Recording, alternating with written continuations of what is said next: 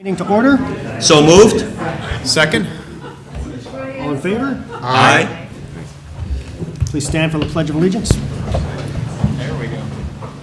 I pledge allegiance to the flag of the United States of America and to the republic for which it stands, one nation, under God, indivisible, with liberty and justice for all.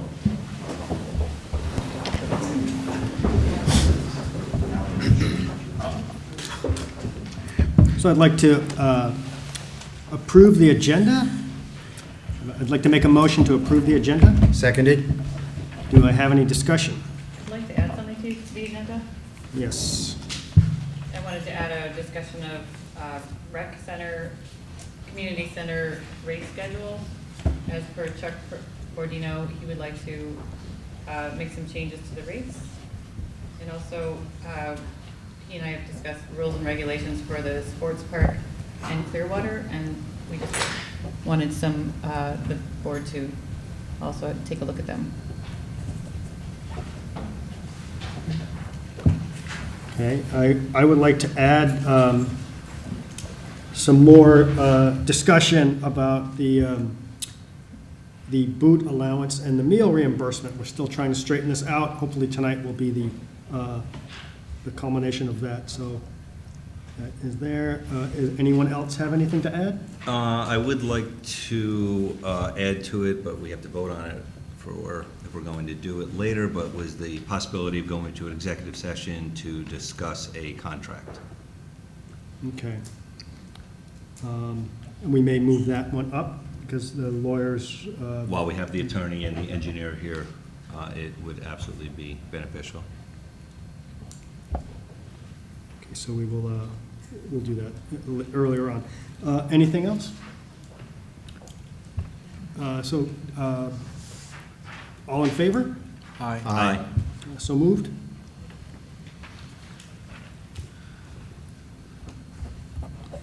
So I'd like to open the public input portion of our meeting. If you would please come to the microphone and state your name and address. We'd be happy to hear your comments. Just a quick comment, too. I heard from someone today who said that they were watching the tape, and they just wanted to make sure that when you do give your comment that you're speaking into the mic. Everyone can usually hear you here, but not always at home. Okay, sounds good. Evening, everyone. My name's Kevin Borden. I live at 12 Calvin Boulevard. I've spoken at previous town board meetings about the issue facing the development on the corner of North Butt Corners Road and 299 CVS proposal. And so I'm hoping the town board would entertain. This statement actually comes from Kitty Brown, who couldn't be here tonight, so I'm hoping it's okay. I could read her statement and then hand it in. So Kitty states, Dear Supervisor Betez and Town Council members Irwin, Lillis, Logan, and Torres, I'm sorry I can't join you tonight, but I write to express my support for a moratorium on the Gateway District to our town. We need our Gateway District to make a success of its commercial potential. Our planning board currently has two very large projects proposed for that area, and it is very likely that a several hundred unit residential apartment building called Hidden Ridge will be proposed for the parcel for the former 87 motel. We need to understand how this project will relate to the adjacent CVS site. CVS claims that DOT has already decided to remove the northbound slip lane that links Route 299 to North Putt Corners Road, enabling thousands of residents in New Paltz, Esopus, Rosendale, and other points to move swiftly out of the West Block gridlock that plagues our Main Street. But no one from the planning board or the town board has confirmed this with DOT. At a recent planning board meeting, George Lithgow advised the board that because the DOT has been unresponsive to prior requests for meetings, there was no point in contacting them. We need the DOT to explain how removal of the slip lane will benefit transportation mobility. A moratorium will give the town board time to ask the DOT if they support this plan and why. The planning board has not referred the CVS traffic plan to our own Transportation Implementation Committee for review, and a moratorium will give you the opportunity to do that. The New York State Local Government Technical Series, revised in 2013, cites the following reasons as justification for a moratorium, and I believe that the current state of unpreparedness for our Gateway District meets each of these. The concept of the moratorium reads, "The enactment of temporary restrictions on development has been held to be a valid exercise of the police power where the restrictions are reasonable and related to the public health, safety, or general welfare. Local governments can enact a moratorium for a broad range of reasons, including preventing the rush to development, preventing inefficient and ill-conceived growth, addressing a new kind of use, i.e. wind farms, solid waste facilities, and ironically, big box stores, in comprehensive plans and land use laws, prevent hasty decisions that would disadvantage landowners and the public, prevent immediate construction that might be inconsistent with the provisions of a future plan. Please adopt a moratorium soon so we can plan for a gateway that will protect the health, safety, and economic prosperity of our community. Thank you, Kitty Brown." Thank you. Have a good night.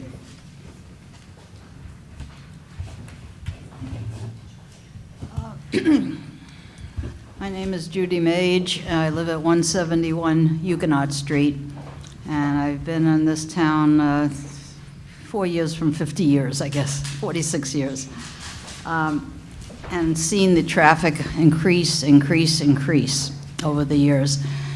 And I think it is just incumbent on the people who are taking responsibility for all of us in this town to not move hastily ahead.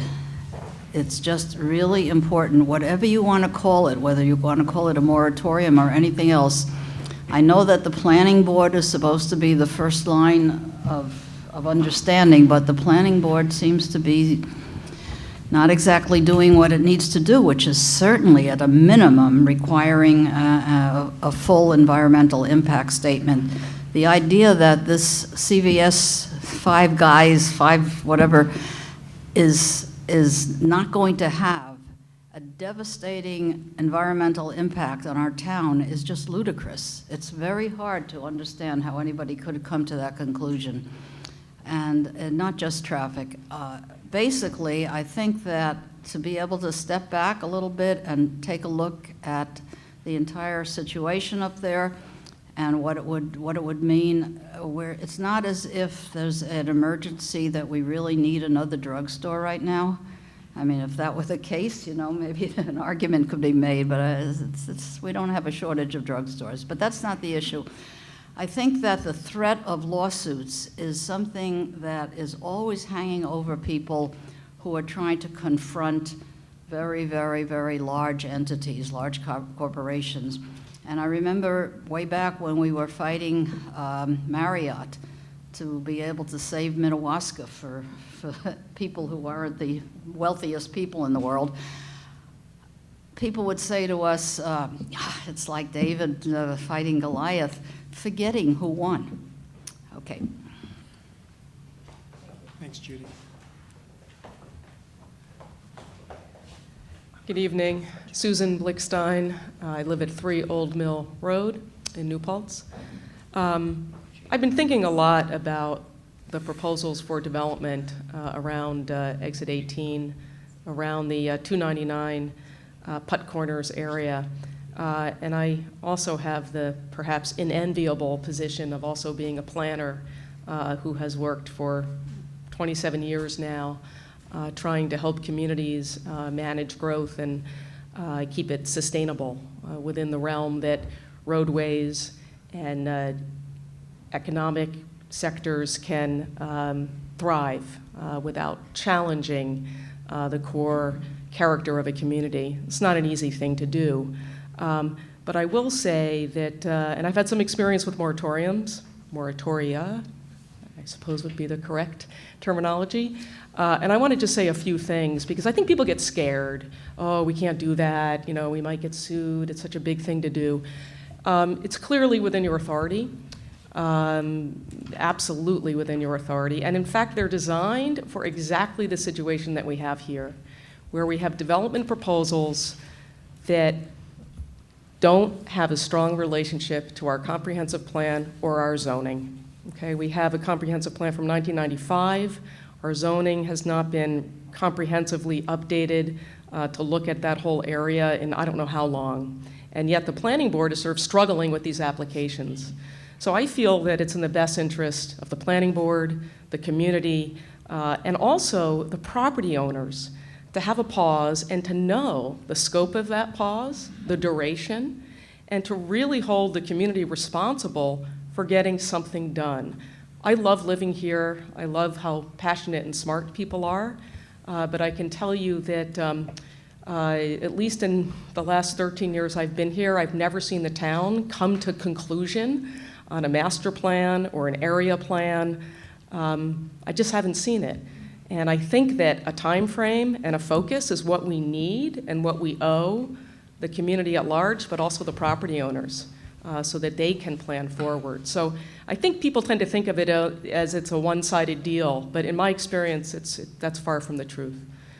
So I hope you'll consider it, given the challenges that the planning board is facing to do their job well. Thanks. Thanks, Susan.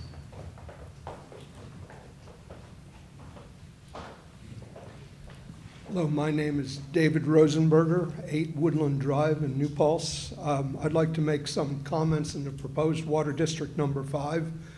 I'd hoped to make the meeting last week, but had a conflict, and so I'll present my perspectives on the benefits of that water district at this point. A majority of homeowners in the proposed water district have signed a petition in favor of the district, thereby indicating that they believe the water district will have significant benefits. These benefits include the following, in my opinion. For those of us who have sulfur odors and iron bacteria that cause yellowing of bathroom fixtures, the water district will finally provide us with high-quality water that we can drink without needing to either treat the water or hold our noses while we drink untreated water. Second, the water testing done over the past few years showed that many wells were contaminated with coliform bacteria, an indicator of potential water contamination. The water district will provide water that consistently meets federal drinking water standards, whereas the safety of well water is inconsistent, variable over time, and often dependent on the homeowner's maintenance of their own in-house treatment systems. Third, the water district will allow many of us to eliminate home treatment systems that are expensive to operate. I did some calculations, and my estimate is that my water treatment system is costing me between $300 and $350 per year to operate my in-home system. Fourth, many of the houses built in the proposed district were built in the 60s, 70s, or 80s, and with the exception of places where well pumps have already been replaced, those houses have well pumps that are reaching the end of their expected lifespan. Connecting to municipal water will eliminate the costs and headaches associated with replacing worn-out pumps and in-home water treatment systems. The fifth point, several homes in the proposed water district, I've learned, have very shallow wells that probably would not meet current inspection standards. It seems likely that those homeowners would not be able to sell their homes, or at least buyers would not be able to get a mortgage without having new wells drilled. And in fact, the well at my own house runs dry after 25 minutes of watering my garden, and I might have to drill a new well myself if I want to sell my home at some point. Number 6, the proposed water district will ensure that water will continue to be available during power outages.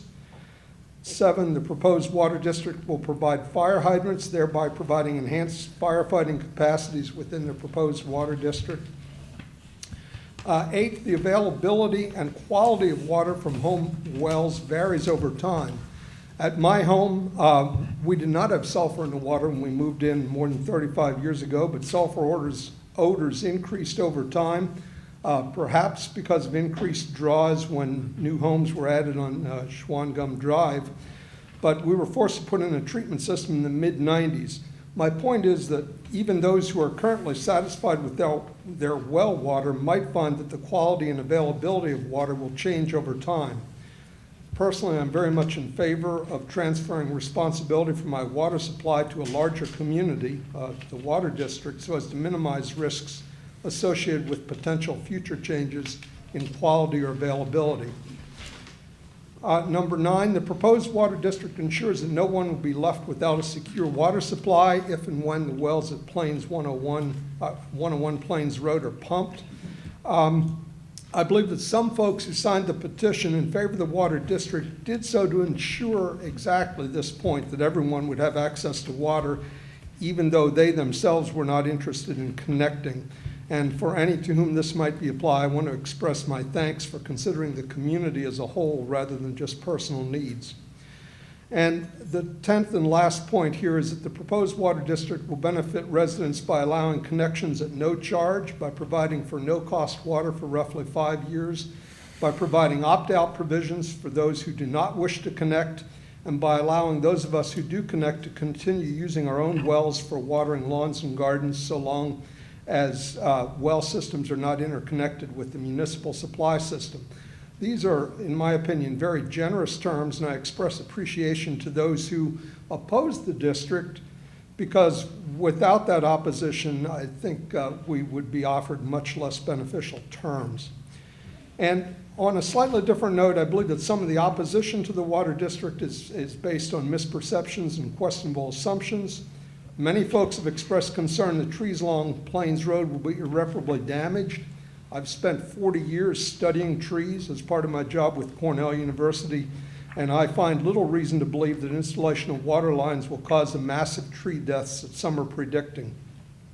It's interesting that a recent article in the local newspaper noted that similar predictions were made about tree deaths when Mohonk Preserve installed their parking area west of the traps, but that more than a decade later, only one tree died, and that only recently.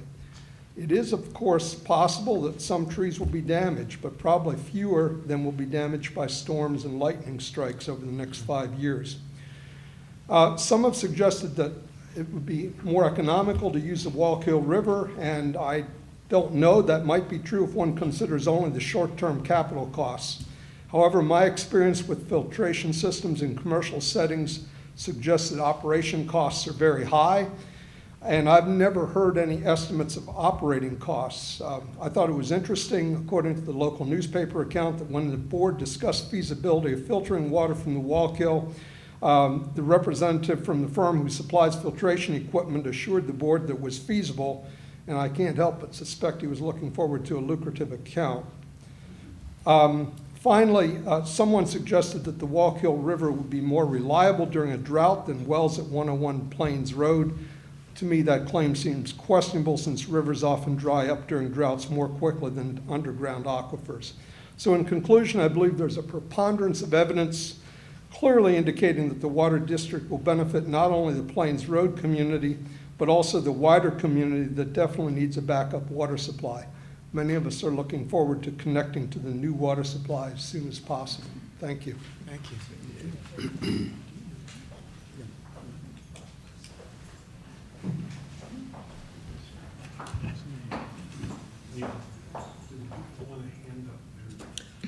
It's true, if you would like to hand in your statements, we're happy to keep them on file. Yeah, it would just be part of the public record. Thank you. Carol. Hey, Carol Cryer, a resident of 150 Plains Road. Thank you for this opportunity to speak. My comments relate to my public comments of last week's February 18th Town Board meeting regarding agenda items pertinent to the 101 Plains Road Water Project or Water District Number 5 that are added at the start of a Town Board meeting rather than being posted to said agenda in advance of the meeting. I think it's important for the Town Board and its agents to recognize that aside from being vocal participants, whether it be through the public hearing or public comment opportunities, the public deserves the right to participate in the presentation of any pertinent information relating to the 101 Plains Road site, proposed Water District Number 5, or seeker as listeners. We all know that information and knowledge is power, and that there are those in various positions of authority who are reluctant to share that power with those they view as subordinates, or in this instance, the very people who elected them to office. This behavior leads to mistrust in those people left out of the information knowledge loop, and as has been evidenced over the course of discussions relating to 101 Plains Road Water Project, proposed Water District Number 5, and more recently, seeker. I believe that through the sharing of information and knowledge comes understanding and ultimately trust and cooperation, a goal worth pursuing. I respectfully ask the board to take the time to consider these comments. My second comment relates to a remark made by David Clauser at last week's meeting. I take exception to his remark of last week where he stated that hydrogeologist Russell Urban Mead provided a third independent opinion of the backup water supply project. Russell Urban Mead was the hydrogeologist for the Chazen Company, the company that was working in collaboration with David Clauser and Associates, Berner and Larios on the Village of New Paltz Phase 2 backup water supply investigation and the subsequent September 2014 final report. Obviously, Russell Urban Mead, was part of a team. He was not an independent free agent. Thank you. Thank you, Carol. Do you want to wait until public comments done? I can, certainly can. Good evening. Chris Harp from 133 Plains Road. And I just have a few comments. I've been making them the whole time. I do appreciate the people that are going to be benefited by having lousy wells on Woodland Drive, et cetera. But just points I want to point out. One of them is with the town board, the Water District Master Plan. I find it curious that it says on Section 5 that the town board determines that all properties in the proposed district are benefited, of which I've already stated more than once that I am not. But I also find it curious that point 2 of number 5 says all benefited properties are included in the district. And the benefited properties of this whole plan are the village, and they are not included in the district. I also want to again state that the total of 3 10-week periods, which accounts for less than a year in total, I would be fine to have a bladder put onto my property versus having something that is done for less than a 1 year in total time that will affect my property for the rest of its life. The system is to operate at 400 gallons permitted only for the 10-week periods according to the secret report that just came out. And then, so it's for 3 10-week periods, and then it must only be only permitted to use 20 gallons permitted for the people in Water District 5, which I would be in. So it just seems like an incredible output to have such little usage of it after that time period.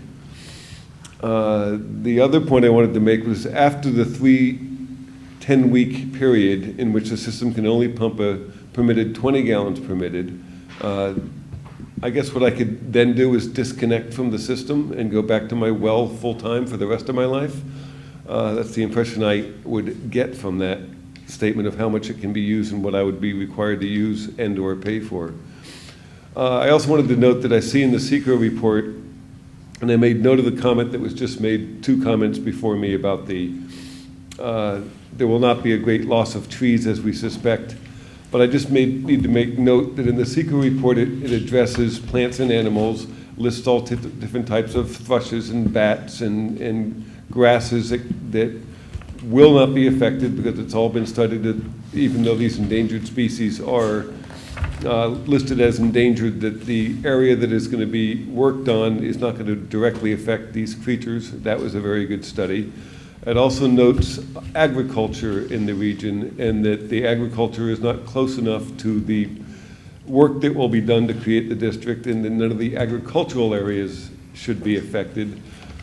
But I also need to point out that I run a honeybee farm in which I have well more than 2 million bees at any one time on my property, which all need to be fed, and one of the greatest sources for my nectar flow, which I need to maintain my operation as a farm, is the trees, particularly the black locust trees, which give the highest nectar flow out of any other trees in our entire area. I see none of that mentioned in the secret report about the fact that I've got a bee farm. I've had this bee farm for more than 20 years on Plains Road. None of this is mentioned in the secret report. And they are, in my opinion, an endangered species and one that needs the great amount of nectar flow, which will be affected by the loss of trees if we do have a loss of trees on the property. So I just wanted to make all of those points. Thank you. Thank you.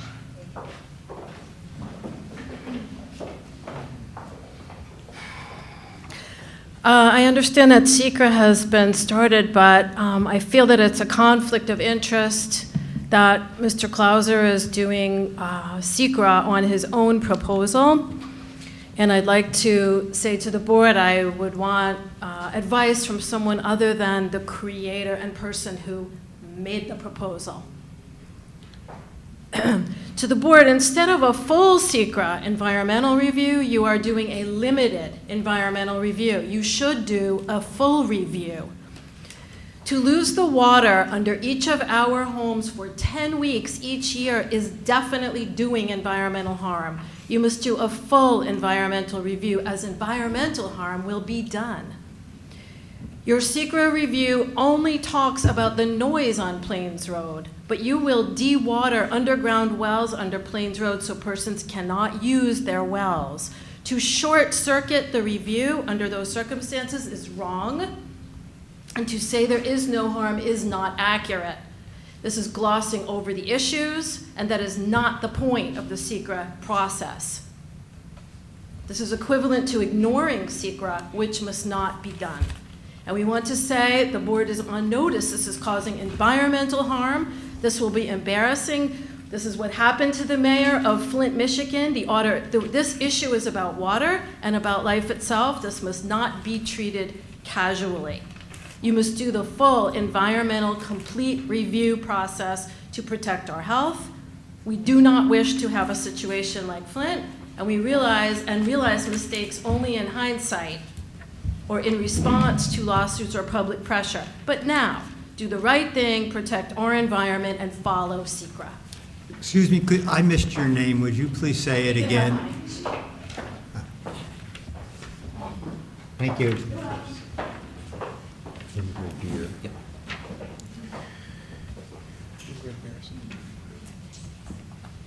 Hi, my name is Gray Rice. I'm co-founder of Honeybee Lives at 133 Plains Road. I would like to think that the town board is here to represent us, which means you're looking out for lots of people.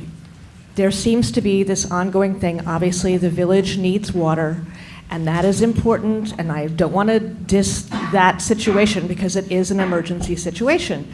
But you are the town board, and we need you to keep the big picture and to protect us.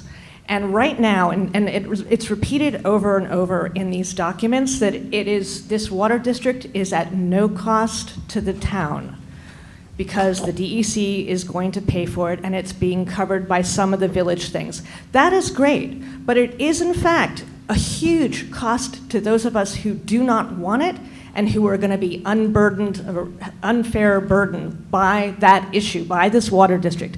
That happens to be Honeybee Lives, is one of the main things. There are a lot of people, if you drive up and down Plains Road, you see a lot of signs that say, "Don't water district me."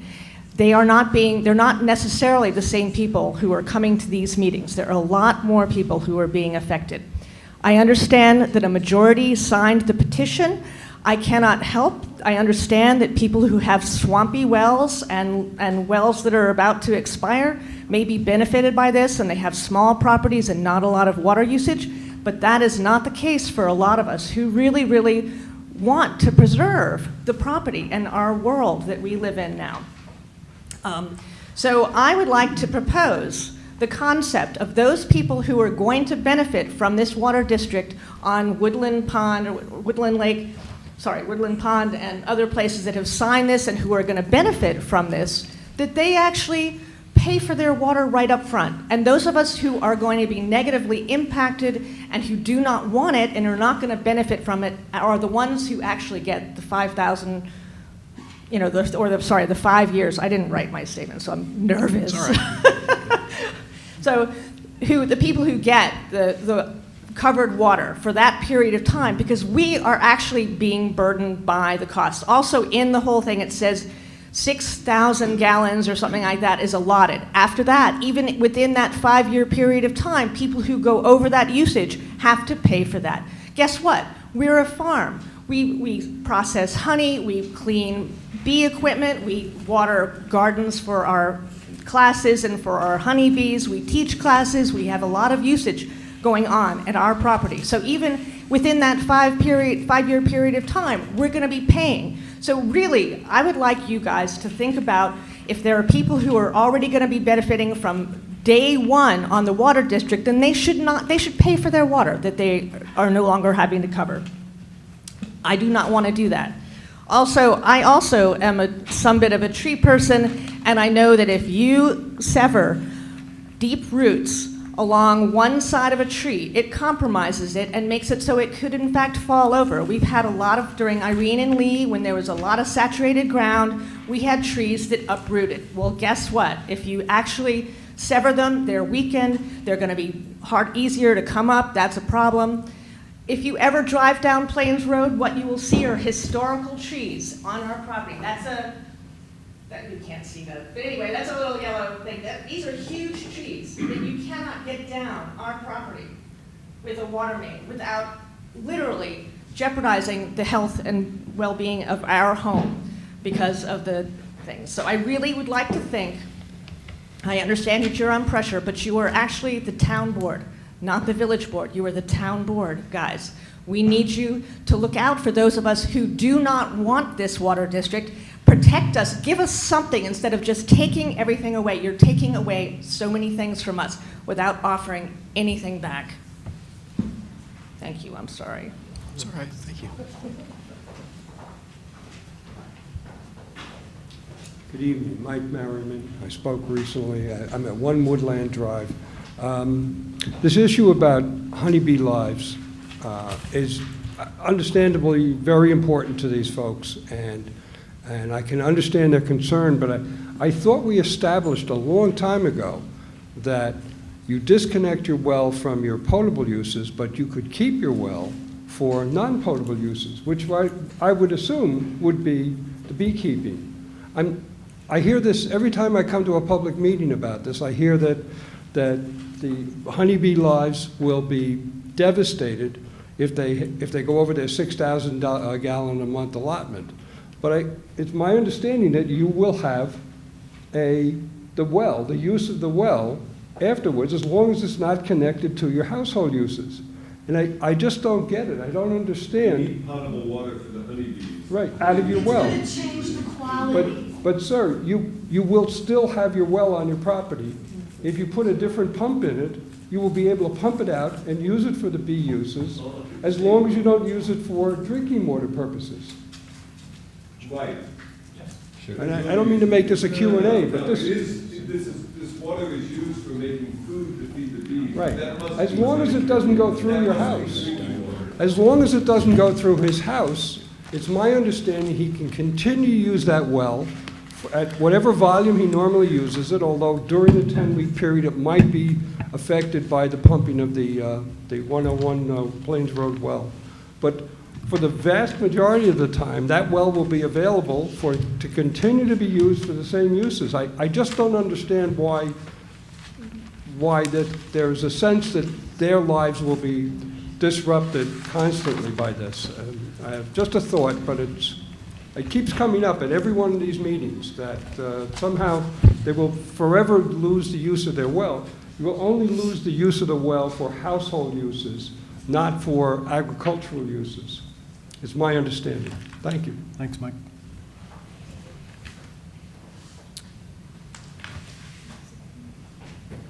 Anyone else?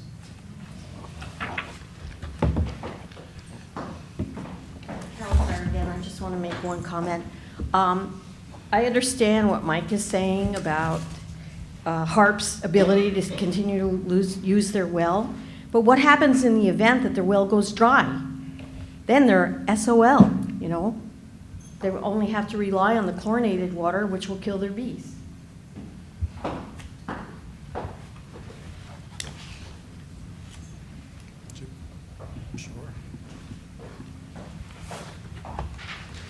Actually, I'd like to bring forward a different issue, and I'm hoping that the town would perhaps put together a memorializing resolution for this. Recently, in the town of Esopus, there was a proposal to put in a 7,300 square foot chemical dependency service facility into a residential neighborhood that had homes of 3 and 4 bedrooms. I believe the largest home was 2,300 square feet. The not-for-profit, whose CEO made over $400,000 a year, said that they were looking for places for their patients to convalesce in a nice, quiet neighborhood. However, as a community, we were concerned about the impacts on the children, the impacts on the seniors. The ZBA there did decline their petition to put in this huge service facility. And as of yesterday, we had received FOIL requests finally after 3 months of trying to get them, where this particular not-for-profit had been cited multiple times. One point, it was over 50% of the documentation was deficient because it didn't include proper patient referrals for professional care. It didn't have signatures in it. It didn't have employee policies. And what I'm asking is a memorializing resolution for the county, or perhaps even state legislation, to provide a best practices. And there's been several other elected officials throughout the county that are very interested in this. I had been to a Supervisors Association meeting where it was brought up because it is impacting every committee or community. Unfortunately, the pendulum has really swung the other way. At one point, it was institutionalizing everyone that was in need of help or mental health assistance, and now it's putting them into scattered housing. They're run by relatively unqualified not-for-profits. So I'd be happy to provide more information to this board so they could review it, but minimally a memorializing resolution for the county to approach this particular issue, and mental health issue is very important. And there's not a person in the community that drugs, alcohol, or mental health issues haven't impacted. So we're very sensitive to the need for the services. But it shouldn't be inserted into a neighborhood and basically left to its own demise, and the demise of the character and the safety of the people there. Thank you. Excellent. Thank you. There are no more comments. I'd like to make a motion to close the public input. There's no next agenda then. Yeah, we don't- Next agenda Yeah, item, yes, go okay. ahead. So, announcements. Anyone? All right, so I'd like to approve the minutes for the Police Commission on 2/18/16 and the Town Board 2/18/16, both from last week. So moved? Seconded? Discussion? All in favor? Aye. So let's move on to new business. Did he also do February 18th? So we are going to be discussing the Part 3 of the seeker. And so the first part of that is that over the past week or week and a half, we got this set of documents from Dave Clauser and Associates on February 10th, and the town board has spent a lot of time, each of us, looking through these documents and making sure that we understood them, and now we're going to make a determination of, we have reviewed Part 2 in here, and so all of this is up on the web, and it has been up on the web since last Friday. And so we're not going to read through all of this because it would take several days, but if people at home, if they want to look at it, or if anyone else wants a copy, they're free to come to the town hall and take a look at it. It's on file in the clerk's office. And so we have reviewed that, and then we're going to go over, or also we have looked at the Part 3 of the impact statements, which addresses any of the parts, the comments in Part 2 that are shown to have a moderate to large impact. And so we have that. And then we're going to review the proposed negative declaration and determination of non-significance, which is also on the web and is in the board packets. And we have Dave Clauser here. So if any of the members of the board have questions in particular about any of the Part 2 items or any of the mitigations that are identified in Part 3, Dave has made himself available to any of us. So this anyone on the board have any questions. Well, Dave, also, was there something that you wanted to say as well? Yeah, I think that something I said at the last meeting was not heard right.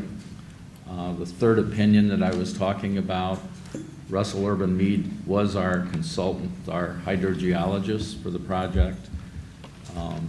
Paul Rubin was a hydrogeologist that some of the residents had hired to review Chazen's work, Russell Urban Mead's work. Paul Rubin agreed in his report that the aquifer could be pumped at 400 gallons per minute for 10 weeks. The thing that he said in the report that was also true is that there wasn't a safe yield, that long-term yield wasn't developed out of that testing, wasn't intended to. We were looking for the backup water supply rate. The third opinion was from the DEC. It was an independent opinion. We worked with them from the start to be able to develop the pump testing protocols, write everything that they wanted on that. We worked with them to set that up. We gave them the results of that pump test, and we asked for their review to see if they agreed with our conclusions on that the aquifer was able to provide what we were looking for, and they agreed to that. They agreed that with our conclusions on that. So that was really the third opinion. If I didn't make that clear at the last meeting, I apologize to the board. And Dave, and also just for the board members too, and going through both the very original scoping document, the one that's dated 2 years ago now, almost, the very original scoping. It's almost 2 years old now about. I think it's 2+. 2+ years, and let me know if anyone's wondering if there's been any review on this or if we have done this quickly. It is a very large tome. Here's who I counted, and if anyone else has others or if I'm wrong, I apologize, but Dave, you can correct me. New York State DEC, the New York State DEP, New York City DEP, the Army Corps of Engineers, U.S. Fish and Wildlife, State Historic Preservation Office, I have to get that one right, Department of Health at the county level, Department of Health at the state level, FEMA, the United States Department of Interior, and New York State DOT, including our local town building department, our local town water and sewer department, and did I leave anyone out? Did I put in Army Corps of Engineers also? Yeah, I had the Army Corps of Engineers. So there have been more than some departments in the village also. And some village departments. So there have been reviews of this plan in excess of hundreds of eyes looking at this. This is not something that anyone here has taken lightly. There are literally thousands of pages of studies and applications that have been made to multiple departments, and they all need to be made. The other thing, there's been comments, it was commented also in the local paper, so I do believe it's also worth commenting on that there is a viable Plan B in the Wallkill River. This is not a viable plan. Starting with the simple part of is that it is not a funded plan, and that was made clear very quickly. Comparing the Wallkill River to the Hudson River is not a comparison. The Hudson River is what they call a Class A stream. The Wallkill River is a Class B stream. I know a while ago some people thought I maybe was misspeaking, but again, I believe his name is Dan Shepley at Riverkeeper, again, has made mention of making the Wallkill River an impaired waterway. So that would be a tremendous risk. The idea of using the Wallkill River is a fantasy at best. There is no pipe going up there. You would have to provide a pipe. The pipe that's going up there now is actually a down pipe that has potable water in it. Under no way, shape, or form would the Department of Health or New York State Department of Health or even Ulster County Department of Health allow dirty water to go in a pipe for then clean water to return in it. That's absolutely never going to happen. So you'd have to put in new pipes. If you were going to pump the water up there, it's about an elevation difference of about 450 feet. That would take a pump. This was in a study done several years ago. That pump would have to be about 140 horsepower. We get noise complaints about a 3 horsepower pump running down at Moriello Pool. So if you could imagine a 140 horsepower motor running along the side of the Wallkill, pumping 600 gallons a minute, that would be very interesting. The person also mentioned that you could put a pump up on the top and suck it up like a straw. Unfortunately, that breaks all rules of gravity. Water can only be drawn up about 27 feet with a difference of 450 feet in elevation. There would be 10, 12, 14 different pumping stations required to move the water from the river up to it. So that would not work. The current filter, someone had mentioned here, a speaker would be correct. Turbidity levels are taken very seriously at the state level. The turbidity of the Wallkill River is incredibly high. So first you would have to remove that turbid material. This actually was attempted back in the 40s and 50s. The town village had actually put wells out into the fields, what we would call, I believe, Ferrante's fields now, or Watchtower fields. They were very shallow wells. They were at a depth of 40, 50 feet. They were basically, and were very close to the river. They were basically drawing river water through the sand. And it was so high in iron, sediment, and manganese that it was clogging the filters and making the wells cease to exist, so they would punch in another one. Somewhere around 30 or 40 wells they gave up, and finally said this is not going to work. And that was just going to the pump house, for those of you that remember, that used to exist out on Mountain Rest Road. There was that small brick house that has since been torn down. So it wasn't being pumped up the hill, it was just going to a small pump house that has since been dismantled. All the structures that would need to be built if you were going to pump from the Wallkill would also need to be built in a floodplain. You would have to get development also of a very large, it would be very problematic because you would have to also have an intake that would have to be very large. You'd have to develop an intake point somewhere where you could have an area that would not fill in with sediment. The cost for all of this, I don't know, a pump alone is probably would run, 140 horsepower pump would be in excess of $100,000. The electric alone per year for 600 gallons per minute, just electric cost would be about $75,000 a year. So that would be a cost. It would be at least to run the pipes. You'd have to run pipes up the mountain, tremendous, it'd have to go through a lot of rock.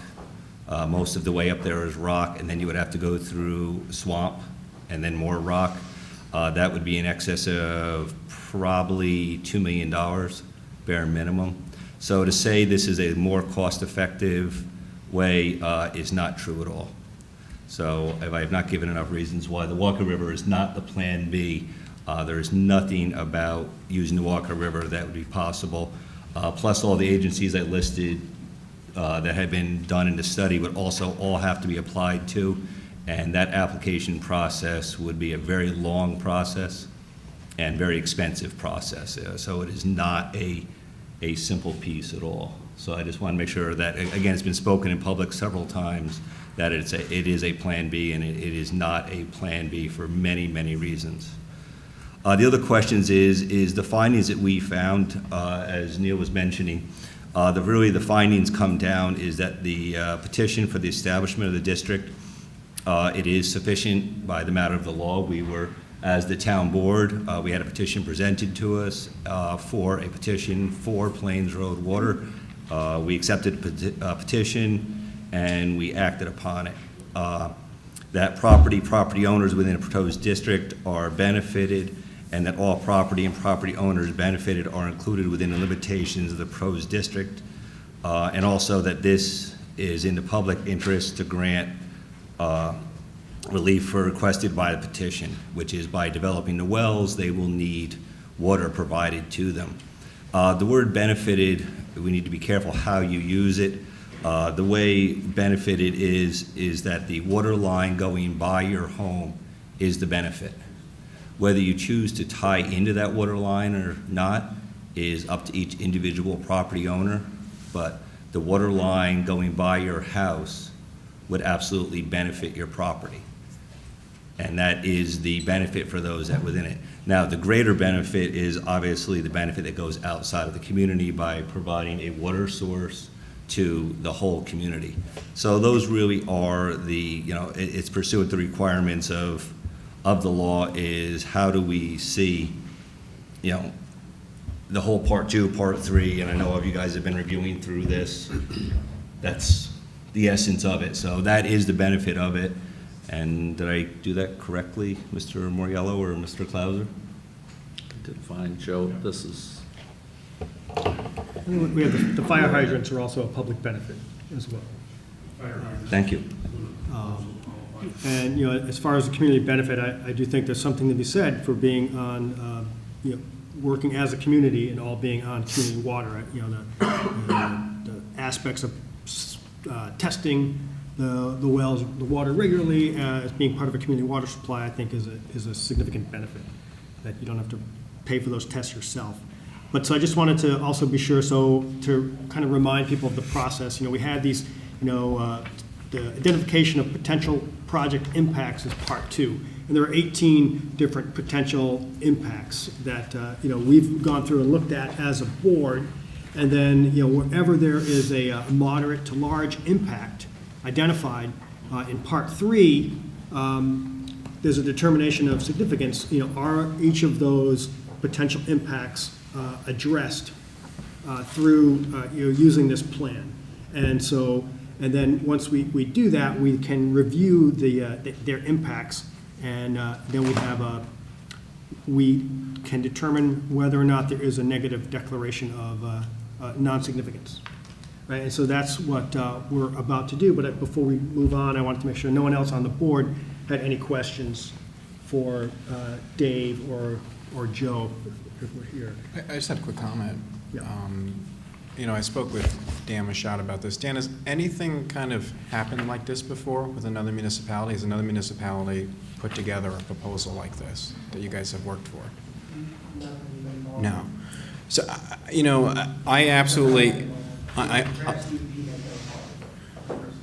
So I understand a lot of the concerns we've heard, but I also think it's important too to note kind of how impressive this is as well. We're looking at $10 million of infrastructure, a project that's gone on for 2 years to help us make sure that we don't have a real tragedy in our community. And I think that's something to be very proud of. I don't think we've actually talked enough about the benefits of this project as a board.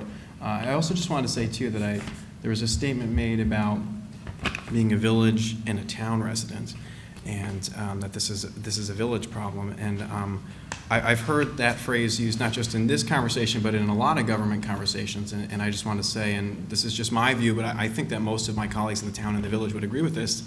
Village residents are town residents, and when it comes to the benefit of any of our residents, I certainly don't determine whether I think they should get it based on if they happen to fall within the political boundaries of the village or the town. If you live in New Paltz, you're a New Paltz resident, and that's important to us regardless of where you live. So I just wanted to thank you all. I want to thank you, Jeff, too. This has been a long project. You've really dedicated a bunch of time to it. Thank you. Yeah, thanks, Jeff. Thank you. We still have a long way to go. Yeah, Yep, we're just, we're hopping on at the last minute, but Jeff has been carrying this ball for a couple of years. So, thanks. And so, I'd like to kind of review this, the next part of the program, which is the State Environmental Quality Review. I just want to summarize the beginning. So this notice is issued pursuant to Part 617 of the state regulations, issued pursuant to Article 8 of the State Environmental Quality Review Act, or SEQR, of the Environmental Conservation Law. So, So sorry. But you asked if anyone had a question for, Oh, yeah. and I did. Yes. So that's okay. Oh, I don't yeah. think it's gonna take very long, but I was interested in the issue of trees, and I didn't see, at least in this document, whether if trees are damaged, would they be replanted? Is there any program for,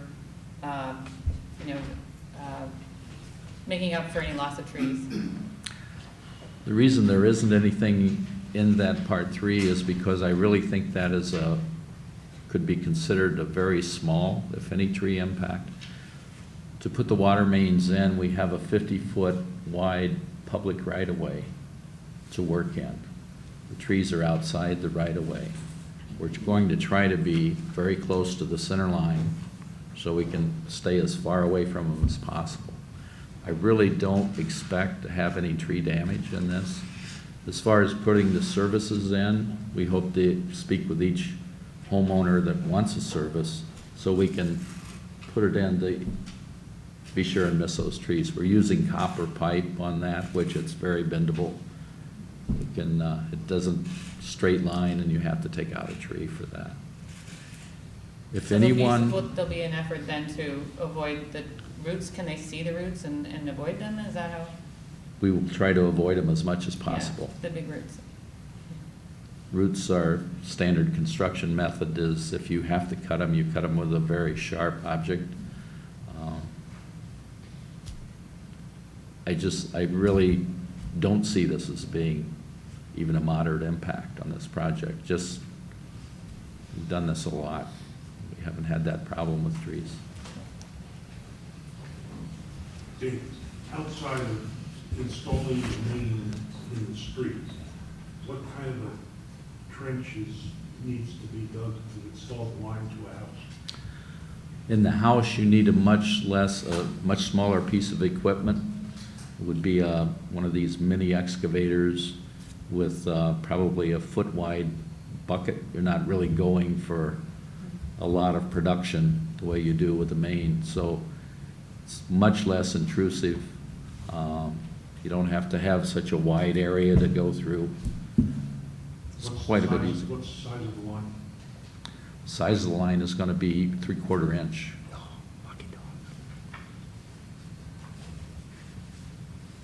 Great. I'll just take this moment too to thank the people who have been speaking. It takes a lot of courage. Your civic involvement is inspiring. I just want to say that.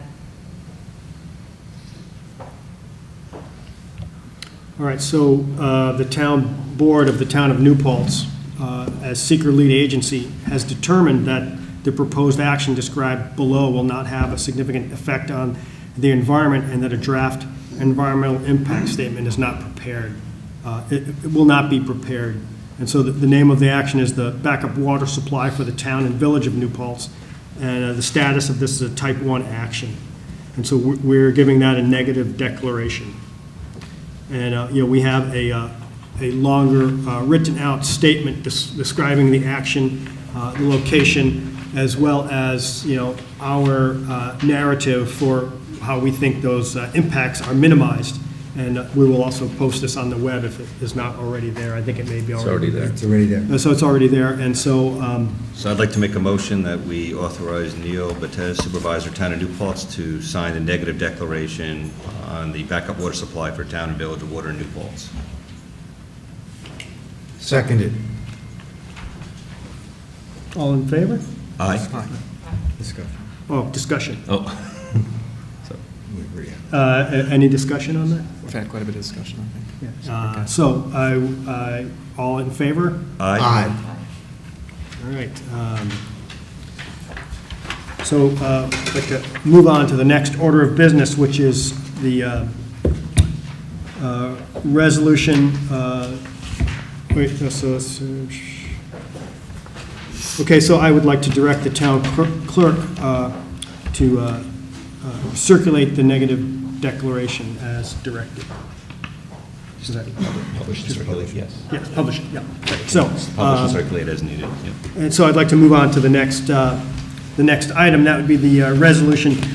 In order to, we need a I'd like to make a resolution to establish Water District 5.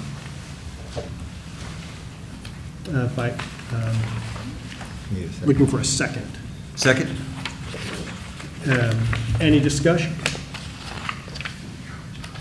that require a roll call vote? Or? Yep. Yeah, As so- soon as she's just pulling it up right now. And I will read this resolution, right? So this is at a regular meeting of the town board, of the town of New Paltz, and the county of Ulster, New York, held at the town community center on the 25th of February,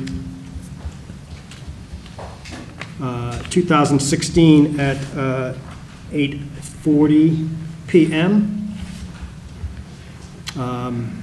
Present, Supervisor Neil Batez, Councilmember Jeffrey Logan, Councilmember Daniel Torres, Councilmember Marty Irwin, Councilmember Julie Seifert-Lilly. I'll get it eventually. In the matter of establishment of Water District 5, an order establishing a district in the matter of establishing a Water District 5 in the town of New Paltz and the county of Ulster. At a regular meeting of the town board of the town of New Paltz, Ulster County, New York, held in the town hall in New Paltz, New York, in said town on the 25th day of February 2016 at 8:40 p.m. prevailing time. The meeting was called to order by council member,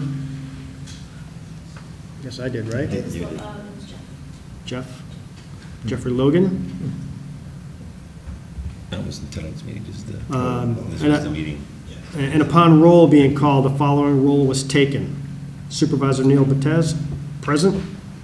Councilmember Jeffrey Logan. Present. Councilmember Daniel Torres. Present. Councilmember Marty Irwin. Present. Councilmember Julie Seifert-Lilly. Present. Lillis. Following resolution was offered by Town Council Member Supervisor Batez, who moved its adoption, seconded by Council Member I believe I did. Did I? Logan. Did I? I'll second. Thought I did already. To wit, whereas a written petition dated as of November 18, 2015 has been presented to and filed with the town clerk in the town of New Paltz, New York, requesting the creation of Water District Number 5 in the town of New Paltz with boundaries as herein described, and whereas on the 19th day of November 2015, the town board of the town of New Paltz, New York duly adopted an order calling a public hearing to be held at the town hall, New York, in said town on the 8th day of December 2015 at 7:30 p.m. to consider said petition and to hear all persons on the subject thereof concerning the same and for such action on the part of said town board with relation to said petition as may be authorized and required by law. And whereas notice of such public hearing and any subsequent continuation thereof was duly published and posted in a manner required by law, and whereas, after said public hearing and all continuations thereof, and upon consideration, the evidence was given thereat, said town board duly adopted an order on the day of February 25th, 2016, determining to create such extension and to construct the proposed water district improvements therein, all in accordance with said petition and the map and plan accompanying the same, and map, plan, and report on file in the office of the town clerk. And whereas the town will construct the system initially at its own expense, which will be reimbursed by the City of New York Department of Environmental Protection, DEP, pursuant to separate intergovernmental agreement heretofore adopted by this town board, so that no expenses occasioned by the creation of said district herein petition shall be levied and collected from the several lots and parcels of land within said district by assessment or otherwise, and that any and all such work will be done and completed by said DEP in accordance with the map and plan described in the petition, and that the town will accept title thereto by itself or by the government agent set for said district, free and clear of encumbrances, except right of access to said improvements by adjoining landowners when completed pursuant to said agreement with DEP. Whereas the maximum amount proposed to be expended for the construction of the proposed water district is estimated to be $2,375,000, and after reimbursement of all eligible expenses, the DEP is $0. The future expense of hookup fees for users of the proposed water system shall additionally be paid by the DEP at no cost to the town or to the users within the district, that the DEP shall additionally provide a sum of $125,000 to cover the cost of maintenance and operation following the formation of the district. And thereafter, the estimated cost to the average user is estimated to be approximately $18 per month or $216 per year, based on a 3-bedroom home with an average usage of 200 gallons per day, based upon industry standard costs for the type of groundwater source and public supply water system to be constructed. Whereas, based upon the foregoing, the approval of the comptroller of the state of New York for the creation of said water district is not required. Now therefore be it resolved by the town board of the town of New Paltz, county of Ulster, state of New York, as follows. Section 1, it is hereby determined that said petition is signed, acknowledged, or approved as required by law and is otherwise sufficient. That all property and property owners within the proposed district are benefited thereby. That all the property and property owners benefited are included within limitation to the proposed district, and that it is in the public interest to grant in whole relief sought. Section 2, that the water district is requested in said petition B, and same is hereby established, and that the boundaries of such water district as hereby established are hereby determined to be all those lands situated in the town of New Paltz, county of Ulster, state of New York, bounded by and described on Attachment 1, Exhibit A, Water District 5 boundary map, attached hereto and made part hereof, and. Section 3, the construction and maintenance of a water system in said district with necessary manholes, connections, and appurtenances in accordance with the map and plan submitted with said petition and with the map, plan, and report on file in the office of the town clerk of said town at cost and upon the plan for reimbursement as stated in said petition is hereby authorized and approved. Section 4, that a certified copy of this resolution be forthwith recorded in the office of the clerk of the county of Ulster. Section 5, said town board hereby delegates the conduct of all further proceedings in this matter pursuant to Article 2 in Section 237, 238, and 239 in the town law to the town board of the town of New Paltz, acting as the commissioners of the sewer district, and any and all authorization of all funds for the payment of all cost of the same shall be done only by resolution of this town board. Section 6, this order shall take effect immediately. The question of the adoption of the foregoing order was duly put to a vote on roll call, which resulted in as follows. Neil, before you take the vote, Yeah. if I may, if the members would go back to page 2. In the whereas clause at the top, I think the record should read, town clerk of the town of New Paltz, New York. Yep. That was omitted. In the next paragraph, public hearing to be held at the, I think town hall should be corrected to community center. Sure. And New York can be stricken so that it will read to be held at the community center in said town on the 8th day of December, etc. Just don't make those two.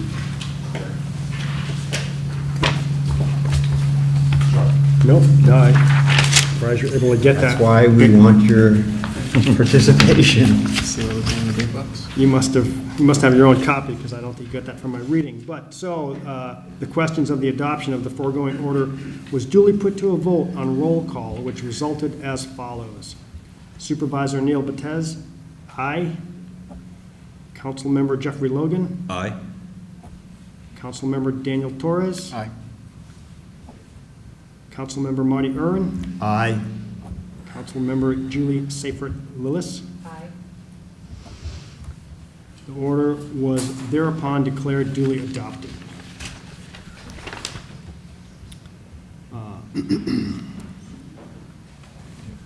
And Joe, do we have to read the rest Do I of need this?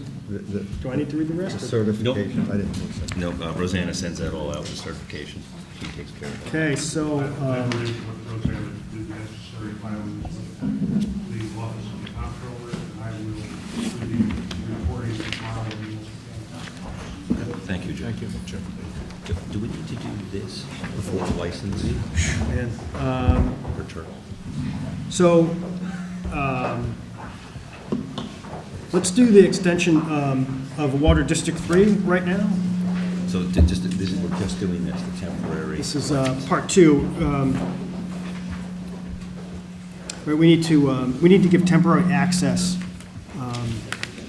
to the Turk property, so we can do some drilling, right? And so we have a resolution to. Actually, and you're right, and again, I apologize, Neil, I didn't mean to interrupt you there, though, but just so everyone does understand, again, this is something we've been working on for just as long. The Turk, the wells are already in place there. They have been in place. What we need is access to the lands on Turk property to now test them at the 72-hour, which is the industry standard, 72-hour well pump test to ensure that these wells will produce as needed. I know there's been some discussion about these wells, so if anyone has any questions, this is a great time to ask Dave Clauser about them. The basis of them are these wells have been around and banged in the ground 15 years ago, 10, maybe more? 1986 or so. I apologize, my memory is way off. We're also going to do water quality testing at the end of the pump test, to make sure we have the most up-to-date water quality. And these wells are approximately 600 feet deep. They're actually deeper than the bottom of the Hudson River. Yep. So these are down into soil, stones, rock. Bedrock. A lot of rock, which are substantially below anything that has ever been affected. These are also there. If anyone wants to walk the property ever, let me know, or please let Dave know. It's actually happens to be right across from his office. He can bring you over there to give you a tour of the well fields. So we need a resolution accepting this temporary access so we can do the testing, right? Right. Yep. We need to get the machinery and the people in to do the testing. So I'd like to make a resolution that we accept this temporary access license. So moved. Seconded. Discussion? The only discussion I have is, Joe, is there, should we include in that, because this didn't have it, is there just the only signature on this that is required? It just said by, would it just be, we are authorizing the supervisor to sign the temporary license?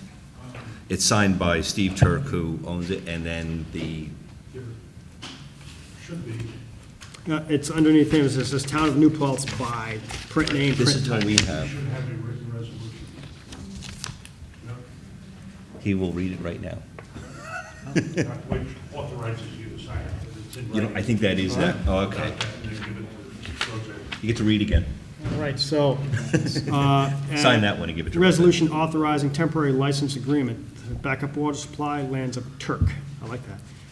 A regular meeting of the town board of the town of New Paltz, Ulster County, New York, held at the town hall in New Paltz, New York, in said town on 25th day. Do you want me to write on this? That's okay, Yeah, and you can give that one to Roseanne. February 2016 at 9:50 p.m. prevailing time. The meeting was, or do I go back to the original one, 7:30? The meeting was called to order by Council Member Logan. And upon roll being called, the following roll was taken. Supervisor Neil Batez, present. Councilmember Jeffrey Logan. Present. Councilmember Daniel Torres. Present. Councilmember Marty Irwin. Present. I'm nervous every time. Councilmember Julie Seyfried Lilly. The following resolution was offered by Councilmember You did. Supervisor Batez, who moved its adoption, seconded by Councilmember I did. Logan. To wit, whereas the town has undertaken a study to determine the availability of a viable water supply for incorporation into the community water supply system in the interests of the health, safety, and welfare of the town of New Paltz and the incorporated village of New Paltz, and to determine the potential for the creation of an extension of the town's existing water district number 3, which, if created, is anticipated to include the lands referred to below. I gotta read this whole thing again? No, that's the first.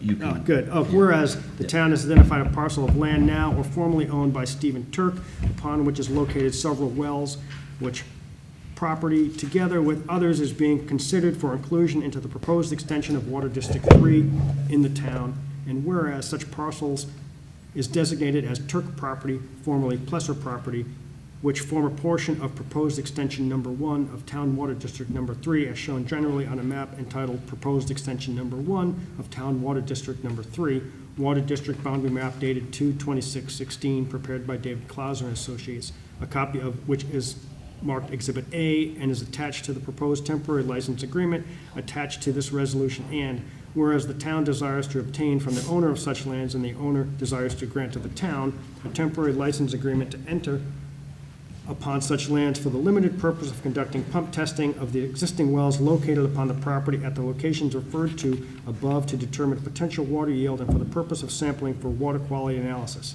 Now therefore, be it resolved that the supervisor or the deputy supervisor, as the case may be, are hereby authorized to direct to sign on behalf of the town a temporary license agreement in substantially the form attached hereto, and that they are authorized and directed to sign on behalf of the town such other further and additional documents as are necessary to give full force and effects to the purpose and intent of this resolution. The question of this adoption of the foregoing order was duly put to a vote, and the roll call which resulted as follows. Supervisor Neil Batez, aye. Councilmember Jeffrey Logan. Aye. Councilmember Daniel Torres. Aye. Councilmember Marty Irwin. Aye. Councilmember Julie Seifert-Lillis. Aye. The order was thereupon declared duly adopted. And to sign this, no, actually, if you hand that one back to me, signed, and then if you sign this one also. I just And add to that this these one wells also. have been pumped 3 times in the past many years, those 72-hour pump tests. Yeah. Pretty sure we know what we're going to get, but the last time they were really pumped hard was 8 years ago. So we want to make sure that we've got the latest for the design of the system. And I also want to thank, and we've been, many of us have been in many meetings with him, and I really want to thank Steve Turk for stepping up here and allowing us access to his land to these wells, regardless of how his current proposed project works out. Steve is giving the community a tremendous gift here by giving us access to these wells to pump test them, to potentially provide water to our community. So I want to thank him also. I agree. Steve's been great. Wants to do the right thing. Very helpful. So I wanted to maybe move things around a little bit. I noticed we got some guys that actually work for a living here in the back of the room. I assume you guys want to talk to us about the boot stuff, or you're just here to watch? Well, we do have. Yeah, and I was gonna, if I could, yeah, there's one piece I did want to move. It's one of my favorite ones, and I'm gonna apologize because normally I have the check to give to her at the same time, but we were unable to prepare it. But we have Kathy here, Cartagena from Family. Okay. So we could move that up, but unfortunately for Kathy to get the check, we actually make her come up and tell us about Family of New Paltz and any of their current needs. I've done this to you every year, Kathy, so I'm going to do it again. So please, could you come up and tell us how Family of New Paltz is doing, if you have any current needs? Kathy Cartagena, Family of New Paltz, part of Family of Woodstock. It's almost 23 years that I'm there, and I wish I could say things were improving, but they're worse than ever. The economy, what's happening to the people. We just had one woman with 3 children. Her oldest just started college. Her furnace broke, and she could not get from Department of Social Services. She could not get help for anyone. Social Services wouldn't give her heat because she didn't have a furnace. It was it was really a runaround. Thankfully, we did find something through RUPCO, through the weatherization program. But I mean, it took so very, very long. I don't know if I said she works in a factory. We see this all the time. It's the working class people that a tire blows, anything. Gratefully, I did receive some funding from a private organization where I'm able to help people now with car repairs. I actually also just did a repair of a bicycle because this person doesn't have a car and that's what he uses to get to work. And that's opened up a lot of doors for us to help because you need a car up here to get to work, unless you work along the bus route. And then, of course, that has to go accordingly to the time you start, the time you finish. But I'm just so grateful to have the support of the town and the village.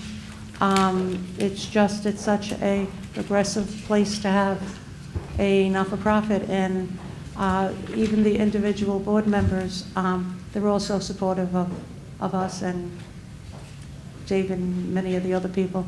So thank you so much, and if you have any questions, please don't ask me stats. I never know numbers. I can get them to you, though, for sure. Any questions? Thank you. Thank you Thank very you for much. everything you do in All our right. community. We appreciate it. Thank So, you. yeah, I'd like to make a motion that we allow the supervisor, Neil Batez, to sign the contract with Family of New Paltz, Woodstock, for 2016. Kathy, also, if you didn't notice, just again, because of a lot of hard work we all did on the budget, we actually were able to go up $5,000. My gosh. So it's not $25,000 this That is year. terrific. It is actually $30,000 this year. It does a I wish it lot. could be more. I really am. I wish we Thank you. could give you more, but I hope the No. $30,000 does help. I am very grateful. Thank you, everybody. That's the motion. Let's make sure it goes through. Second? All in favor? Aye. Thank you. Can I just talk about the boot stuff real quick before we go You into executive certainly session? can. Absolutely. All right. Yeah. So, last week, I made a resolution, but I wasn't careful enough with my wording, so I want to make sure I read this exactly. Last week, I said that until we can sit down with the union rep and the stewards, that we go back and follow the language that we agreed upon in the union contract for how we would disperse the boot allowance. I need to be more precise with my words. We need to agree to revert to the previously accepted, i.e. prior to November 2015 practices, whereby employees can redeem their boot allowance using a voucher, submit a receipt, or purchase on an account. Right, the purchase on the account is the important part, right? So, we also need to make a so, do I have a? That's a formal motion? That we allow the employees to purchase their boots with using a voucher, submitting a receipt, or purchasing on an account. I will move that motion. And I will second it. Any discussion? Wait a second here. I was listening, I'm sorry. Yeah, that's fine. Jeff, did you catch that? Yes, I did. Okay. Yeah. So, All right. No All discussion. in favor? All in favor? Yeah. Oh, right. Oh, well, here's some conversation. Is that okay? Is that in line with the previous adopted contract that was done by the Teamsters? It's, if we go just by what the contract had, last week what I said, so voucher or prepay is what was in the contract. But we were also, historically, people were allowed to go and buy on an account. And so even though that wasn't in the contract, because that's what we used to do, we want that to be, Gene says we need to have a resolution, the board authorizing that. So I want to make it so it was exactly the way it was before, so you guys could pay with a voucher or a receipt. You could bring a receipt in, or you can go and buy it on an account. And hopefully, does that make everyone happy? So everything the way it used to be? Yeah. And then funds will be released so I can pay our creditors and. So now, yes, the next resolution So is. we have. Not yet. We have to vote on the first resolution. You're one ahead. You don't know. So I'm gonna call the question for the first resolution. All those in favor? Aye. Okay, let's go to part two. Part two, I'd like to make a motion that we give Gene approval to prepay vendors according to the charges already submitted. So these are, if people have bought boots already on accounts, we need to pay them. And to process charges made against the town for boots. Second. So, he said Dan seconded. That's good. Any discussion? All in favor? Aye. Okay, so now, I think we got that straightened out. So now, I would like the authority to be able to, from the board, so I can sit down with the employee and their union rep and make sure that no one has any problems and that we can put this solution, solve this problem. Do you need a motion? So- for that? You don't. I just wanna make sure that Actually, you you guys don't are need okay a with it. motion. The only thing we would need is if you want to do it again, because we all are the personnel committee. If you want to have it as a meeting, just notice it, but if it wants to be just you sitting down, Yeah. that's Great. welcome to being supervisor. Any questions? Any problems? All right. We'll I- fo- I'm Yeah, sorry. now, I- yeah. So that means that all the current problems, along with salary, pay discrepancies, meal allowances. The meal allowances are taken care of. I think Gene said they're all going to be paid, and that they're going to be paid based on the overtime hours, I think. Is that right? Or just that we need to submit those things, and we've authorized Gene to pay them. I read the email, I'd rather read straight over instructions, because I don't understand. I should keep my mouth shut on one of those days. No, let's do this though. Let's have you join Neil, and then if you need to sit down with Gene. No, I'm stepping out of this, it is now between the union and the board. Okay. Okay. Then we'll have Neil. So I am authorized to Yes, solve you this are. problem. Great. And should you need to go into negotiations, we already have you authorized to speak to our labor attorney. So I don't you think- can yeah, call our labor attorney Great. at any time. Good. He's under contract with us. No, it was part of the same thing, if I'm allowed to sit down. Looking over your shoulder, I'm sorry. Great. That's all I have for that. So, just because we have even though they're in the hallway now, I would like to make a motion to go into an executive session for the discussion of a pending contract with the town of New Paltz and private individuals. The discussion would be, I'd also like to invite Dave Clauser Dave Clauser as our town engineer and Joe Moriello as our town attorney. Everyone good? Yes. Aye. Aye. All right, we'll be right back.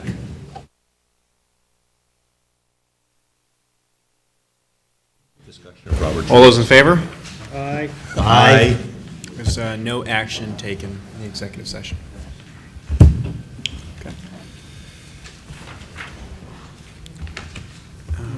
So, contracts? Should we do the YMC, yeah, approval of the contracts? We did the Family? Family of Woodstock. Let's do the contract for summer youth recreation. This is an agreement for the town and the YMCA, and I think we've talked about this before, the schedule of the rates, and this is so that they can Thank you, Joe. use the Moriello pool during the summer. And so we're going to be,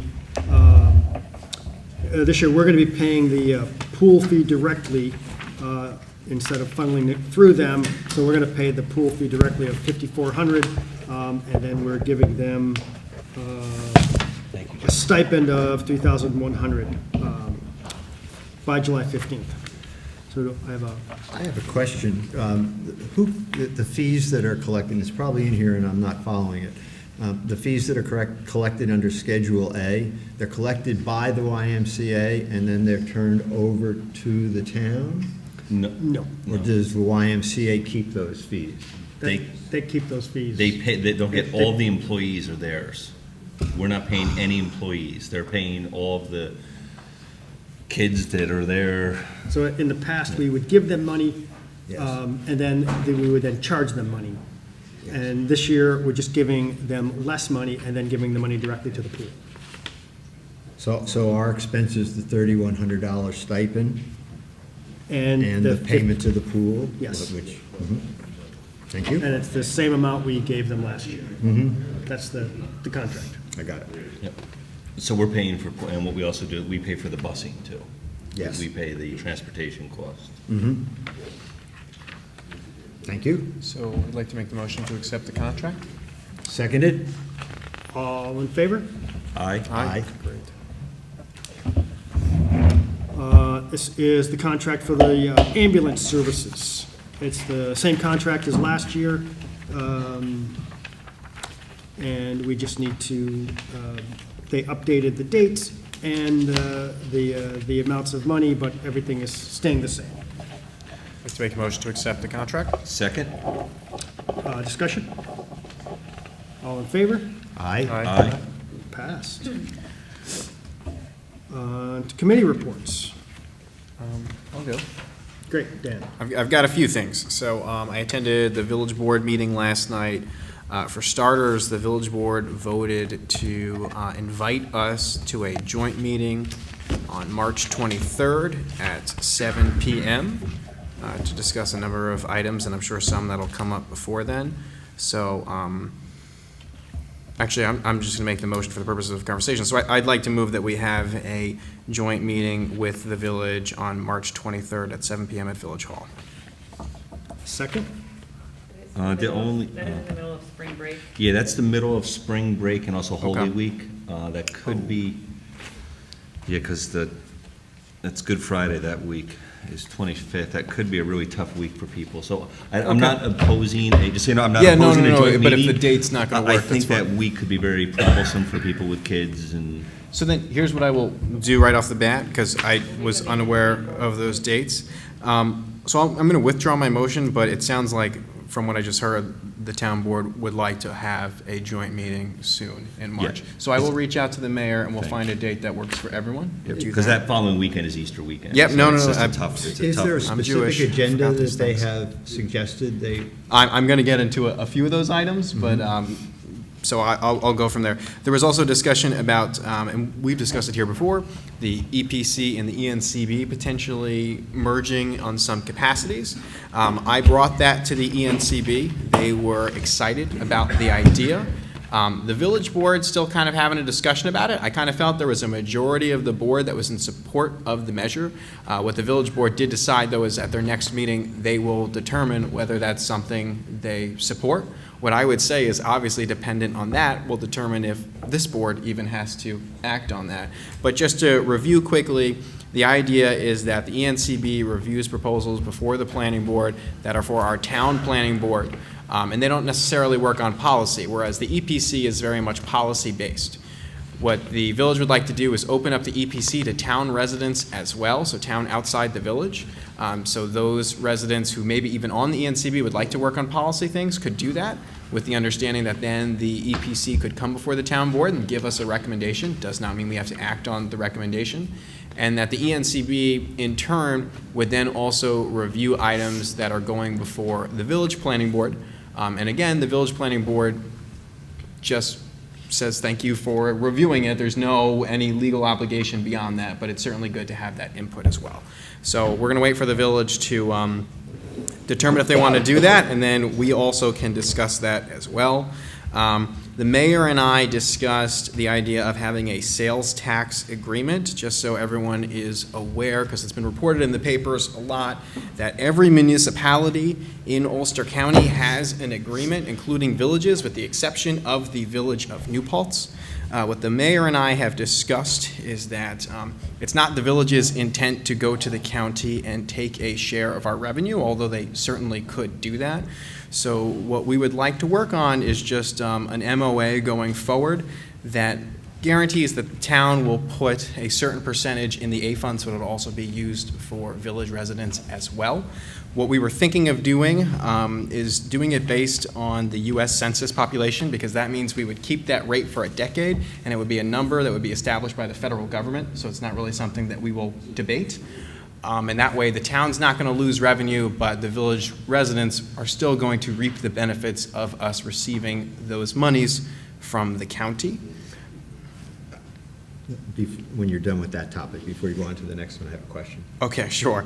There was also a conversation relative to the village fire trucks. Do you want to have conversation as you go through each topic, or come back to them?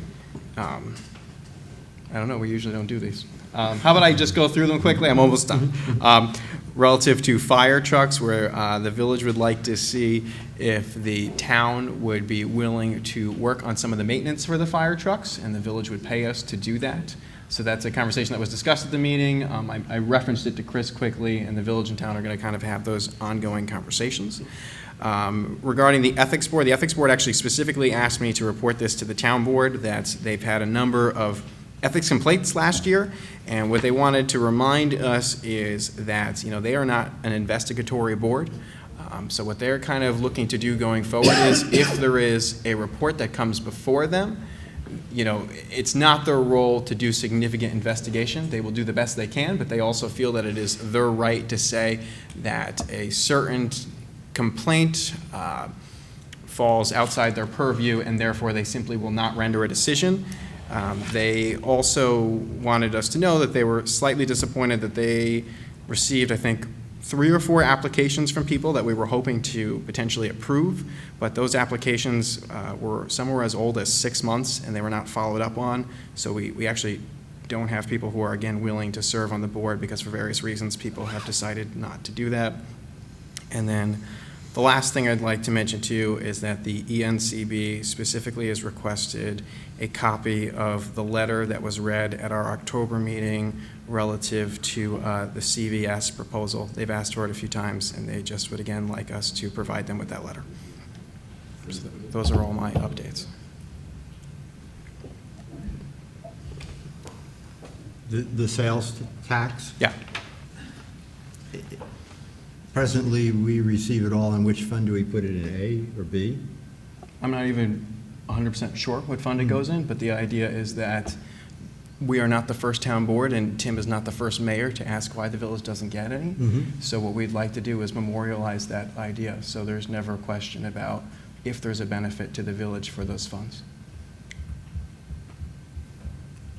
Just acknowledging the It's fact. revenue, it's revenue in the A fund. It's A fund revenue. Okay. Well, then it's already benefiting all 14,000 people. Sure, but there is nothing that stops the village at this moment from going to the county and asking for that money, and then we would lose those funds. So this is kind of our way of making an agreement to also make sure that that does not happen. It's not the village's intent to have a negative impact on town government. I would imagine if the village did that, and I'm just speaking purely off the top of my head here, the formula is based on assessed value and what is on the tax rolls. They enjoy almost twofold off of, actually more, almost threefold off the tax rolls that we do. So they would not get the amount of sales. They would not get the same 200 and some thousand that we get. They would get a substantially less. Well, they would get a third, right? If not even less. Yeah, They would but- get it. but- They would get almost no sales tax dollars at all, because the majority of the reason why we have so much off the tax rolls is because of the village, and it's not a shot at the village. It's Yeah. just Oh, I mean, just what but it is. Yeah. they're not asking for the money, they're just saying, let's just acknowledge the fact that, that some of it is theirs, but they're happy that it all goes in the A fund, right? And all they're saying is like, let's. Memorialize that it's going into that's the all we're A looking fund? to do. I misunderstood what your Yeah, comment. no, that's- So I just want a clarification. Absolutely. Yeah, It goes in the A fund now, they'd like memorialize that it's going in. Yeah. Continue to go into the A fund. We could check with Gene too. There might even be law. There might even be a regulation That may does. even solve this, There but could it- be a comptroller's opinion that says you have to put this in the A fund. That I don't know. I could be wrong though too. We'd have to check. All right. More committee reports? I have, No, great. I had some too after. All right. go ahead, Julie. Okay. Well, I had asked for recreation to be put on the agenda, so can I just cover what I was going to cover? Yeah. Yeah, okay. So I've met with Chuck Bordino as the recreation liaison, and he's the head of recreation. And he has some requests. He would like to have us approve the draft of rules and regulations for the sports park and Clearwater Park. And may I read them? That's just one of the things we discussed, but why don't I go right into that? Sure. So I'll read the rules and regulations. So currently I don't believe there is a sign.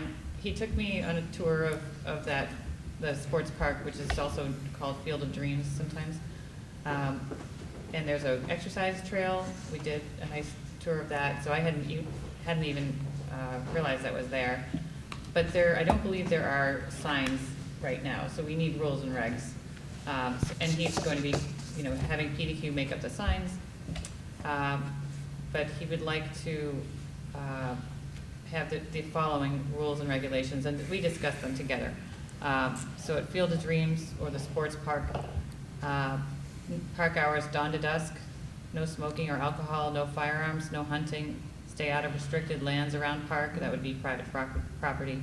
Camping by permit only. Dogs on leash outside park area, outside dog park area. Clean up after your pet. Motorized vehicles only allowed on roads and, on road and lots. And ball fields and pavilions may be reserved, otherwise first come, first served. And keep dogs off ball fields and recreation facilities. And for winter only, carry in, carry out, and four-wheel drive or all-wheel drive recommended. All others, park at entrance and walk in. And at the end, the bottom, it would say for reservations and information, contact New Paltz Parks and Recreation, phone number and an email. And it says, enjoy your day in the park. Any questions about that? A couple. Yeah. And I was not in any way usurping your relationship with them, but I happened to be there this morning with somebody else who's interested in teaching Tai Chi. I was in the community center with Chuck Bordino, bringing Jim DeLon's wife, Sophie, there to introduce Sophie to Chuck because she's interested in teaching Tai Chi. And before I left, he said, "Oh, I want to give you a printout." So I happened to have it, so I did happen to read it. And he added one more thing on the last bullet under Field of Dreams before winter only, ball fields and pavilion, and he wanted to add recreation facilities to that list. But my question is, the camping, where would you do? You know, I was just gonna say, you know, it should probably be changed. I made the same note. We have no permits for camping, so it should be no camping. He said that sometimes scout troops either do or would like to camp there. We have no permit process, though, so. Well, that was my concern. Yeah, we have no process for, we put no camping, and then someone can come and ask us if they can have permission to camp, then we can grant it. Oh. If we put by permit only, I don't want to all of a sudden have the Smith family show up and say, we were going to have a family reunion there. So if we say no camping, and then we give permission, it's okay, we're breaking our own rule. Not even breaking a rule, there's no camping. But what if we say camping by permission only? There you Well, go, there you go, by, Brilliant. But isn't that the same as by permit only? well, we have no He says there's no permit. But if we- permit, so we it's can- a we can give technicality, permission. like, Permission. Who would make the judgment as to what was permissible? Us. Permission A special equals town board permission. meeting. There you go. Come to the town board meeting, recreation Do we director. want that, or committee. do we want to delegate that? Is there campfires on? Yeah, now you have that issue. Oh, that's a good one, yeah, he's got it, you know what, along with the, Chris has a great point, along with no firearms, no hunting, no open fires, probably should be added. So if we allow the scouts, they can't have a fire? They don't have open scouting for the most part does not do a lot with open fires anymore. A lot of scouting, when I grew up in scouting and when Neil grew up, it was chop everything down and burn it, pretty much. Yeah. Slash and burn. You see there, yeah, you grew up the same scouting I did, and now scouting is much more controlled. They do more of stoves and controlled sources. I think having fires there is a risk that Yeah. I'm not sure why we would want to take on that liability. So I would say no firearms, no hunting, no fires, no open fires. Yeah, I'll just make it separate, I'll make it I'm sorry? separate. No open, that's what I mean, no open fires, because that would, the barbecue. Only in grill- designated, Well, a grill would be a closed fire, there's no open fires. Well, Yeah, or, designated there you go. receptacles or whatever Yep. they're called. Yep. It says stay out of restricted lands around park. Restricted lands is, to me, wouldn't be very clear, but if you said private lands or something else to that effect, just to clarify it, that would make me more Yeah. comfortable. We'll make a change that it's, And motorized vehicles only allowed on road and lots. I don't know what the definition of lots is in this context. parking lots. Roads, oh, and parking lots, gotcha, okay. I'm adding parking. There you go. Again, Chris has it, posted Posted private lands. private somebody Around lands. the walking trail, if you go off of that. Posted private lands. And Stay also, out of Chris, posted private lands? Chris, how do we ensure that motorized vehicles doesn't mean someone doesn't show up out there with an ATV? Is there a phrase that, Motor vehicle, well, motor vehicles, ATVs, motorcycles, they're all motorized. No ATVs? I mean, just Yeah. to be really clear. Because like we have that on the rail trail. Our portion of the rail trail does not allow ATVs or anything motor. It allows only, although Rosendale does, and I believe Gardner does, ours portion So does would we, not. yeah, snowmobiles, ATVs, do you want ATVs even in the parking lot? Because they tear up the ground. ATVs do a lot of damage to the land. I used to be an ATV owner, but they do a lot of damage to the land. The kids especially, they go out there and they spin them around in circles and donuts, I think they call them, and they erode it. Non-motorized vehicles only. What's a non-bicycle, bicycle, non-motorized vehicle? You do Yes, have to it be would be. clear, I think, though. It's best to be clear, you know, so that people, if we just say, should no ATVs be allowed anywhere in? No. Nope, The you only don't want the them. only one who owns an ATV is us, for, Yeah. you know, the town for going up there, but it's just for work. So what I should do is just do another point, no ATVs. No motor vehicles, no ATVs, other, Well, motor vehicles are allowed on the road and parking lots, So maybe no, are the ATVs allowed even in the? no one on. No, 'cause you can't get 'em on the road. Unauthorized motor vehicles. Everything's parking, other than parking lots. yeah. Other than You wouldn't parking want area, motorcycles or motor scooters or those kinds of equipment to be going anyplace else other than in a parking lot. Yeah, I think so. You could say maybe, I'm thinking off the top of my head, licensed vehicles only. No motorized I like the motorized, I mean, it's kind of clear, right? Everyone knows, like, your bike isn't a motorized vehicle, like, no, if it has a motor, it's not allowed. undesignated areas, other than parking lots. Oh, the wheelchairs, you're right. Are they you mean motorized wheelchairs? Yeah, there are motorized wheelchairs, nice. Mm-hmm. Is it a And, vehicle though? I yeah, don't that's think it's true, a and vehicle. scooters too. Mhm. It's not a vehicle though, so I don't think it's gonna be. And there's designated areas for, well, for handicap, of course, but Maybe we I can don't think we. work on this at another time. Yeah, so Like, this is maybe kinda we can dragging on a little definitely much. look at this later. Very And good. Julie, you've been working on, I know, on a list of allows and not allows for Millbrook Preserve. Is this kind of consistent with what you've been Yeah. thinking about for Millbrook Preserve? For sure. So, just as a thought, could we at our next meeting, look at your list for Millbrook Preserve and compare it to this and see if we might be able to? I don't know that he wants to wait that long. I think it's, you know, there are some real reasons to get these signs up, not wait another, 3 weeks. Well, part of it is, we don't have a written policy, but we've said we don't want things put on the table and ask us to take action on it without having had a chance to contemplate it. Yeah, I was wondering, does this actually need action at a meeting, or can it just be done? I didn't know if it was, That's a fair question. Yeah. I don't know the answer to that. I didn't necessarily think it needed to be voted on. It was just something, I mean, we've posted, stay on a trail, keep off private property up there, around the dog park. I'm happy to delegate you as the liaison to take the lead on this. so it doesn't need to be voted on during a meeting. I could just send, do you know? Yeah, can we authorize Julie to take the lead on this and send the final wording around to the rest of the board? If anyone has any comments, they can work with Julie. That sounds like a fair approach. Absolutely. Sounds good. Good, yeah, it did seem like this is not a working session. Great. For this. But if you don't mind, I'll just mention that there will be also rules and regulations for Clearwater Baseball Park. And there'll be also another sign on another part of that park that's not by the baseball fields. And as far as another quick thing that I've been talking with Chuck about is the a new rate schedule, new rates for the community center, rate structure. And is that something that I can also pass around rather than, because it doesn't require a vote? Is that? Well, that I think would I think require this a one vote. does require. That would, a lot of work, Chuck has been offering to change rates frequently on it, and the rates that we came up with on this, Councilman Barry and I worked on for quite a while, and we came about them by using neighboring towns.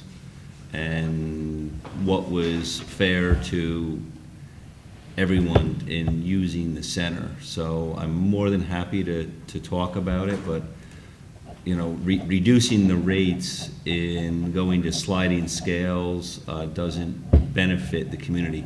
There needs to be a benefit to it. I mean, our costs here have gone up, they haven't gone down. Electricity has gone up, labor costs have gone up. Chris is in here cleaning it all the time after the events. Everything has gone up. You know, saying that there should be a discount on top of New Paltz residents. The New Paltz residents already get a discount. It's already built into the spreadsheet. So we have put a lot of work into it. Chuck has never agreed to it. He always thought it should be less, but let's discuss it. Yeah, But send we're them not around, we're not we'll looking to talk generate about it. less revenue. We're looking to generate at least something that comes close to covering a fair amount of our cost here. We're still, I don't want to say we're losing money, but this is not a money maker at all, and I don't want it to be, but we're trying to cover most of the cost. I'll just say generally, he was interested in all programs receiving a 10% discount for New Paltz residents. So that, but besides that, it's true, there are some reductions in what people are paying. Sometimes it's a reduction because he doesn't get, he's not getting that business. For example, business and seminar presentation category, he reduced, he would like to see a reduction. That's the largest reduction. The others are, $10 here, $10 there. Let's discuss it more, though, definitely. I mean, Yeah. I'm glad to go through, like, we put a lot of work in to get it to where it is and getting it under control, but I'd be happy to talk about it. Yeah, I'm happy. Let's talk about it. And Chuck's here day in and day out. I'm sure he has some good ideas. Great, so I'll pass that around to everyone. And the last thing is that he suggested that there be a recreation committee added. So he wanted our feedback on that. So a recreation committee, I believe there has been one before. So, like any other committee. Was there a recreation committee? We had one many, many years ago, and it was interesting because several members of the Recreation Committee were residents of Gardner, which was interesting. I won't even help with the fireworks. Actually, even, I think, a resident of Gardner, I think actually at one point was even the chairperson of it. I think it was actually that interesting. So it needed to be reformed. It has never been reformed. I think it's an excellent idea, getting people to do it. And myself being heavily involved in recreation in this community for a good 20 years, there's a little bit of recreational fatigue, but there are some excellent people that I know you guys both know. They're closer to your age than mine, that are heavily involved, and I think maybe reaching out to them again and getting one going would be an excellent, we should have one. Let's put the word out there, and if we get a big Yep. response, we'll gladly reconstitute the recreation. And I will reach out. I'm in favor. And I will reach out All to a right. couple of the people that are leading baseball, soccer. Right. We gotta move this along. And get them Yep. to you. Any more Should we committees? do Yes. other committees next time? Because I can talk about my meeting with New Paltz Child Care Center, but I can wait till next meeting. Seems like we maybe shouldn't do every meeting the same, Well, yeah, let's I'd keep like- going. like to but, at least do but the let's- seniors. Yeah, let's keep going, but I think we're going to, I believe. and also there's the.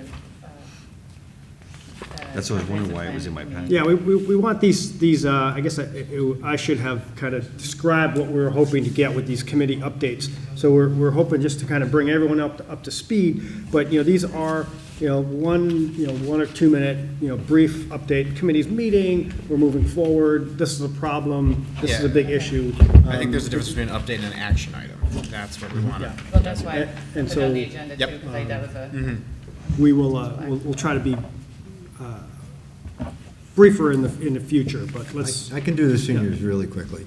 I just would like to thank Deb Alexa from the New Paltz Times for reinstituting the Seniors Corner, which was something that Deb said she had received a lot of requests from seniors asking why had it been stopped.